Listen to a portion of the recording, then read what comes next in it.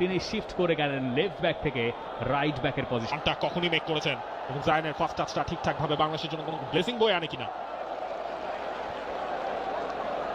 Match রিডিংটা ভালো ছিল জায়ানের, অন্তত এই ফার্স্ট বডি মুভমেন্টের সময়।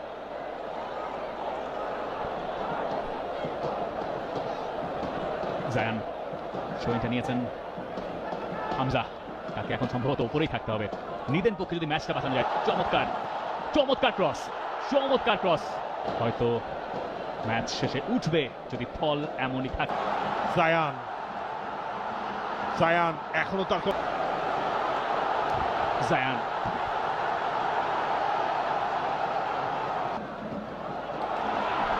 চমৎকার চমৎকার ইন্টারসেপশন জায়ানের।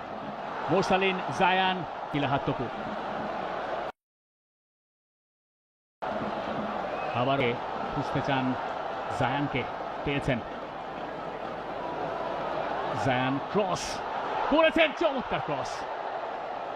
সেটা জায়ান আহমেদ নামার পরে বাঁ দিক থেকে একের পর এক অ্যাটাক আসছে বাংলাদেশের। সেভিয়ার হতে পারবেন কিনা, দিয়েছেন জায়ানকে। জায়ানের ফার্স্ট টাইম ক্রস, সেটা করলেন জায়ান, তিনি পেয়েছেন। এখনো জায়ানের কন্ট্রোলে একটা কর্নার কিক বাংলাদেশ পাচ্ছে। হয় তিনি ক্রস করছেন, নয় তিনি সেখানে একটা কর্নার আদায় করছেন, নইলে একটা থ্রো ইন।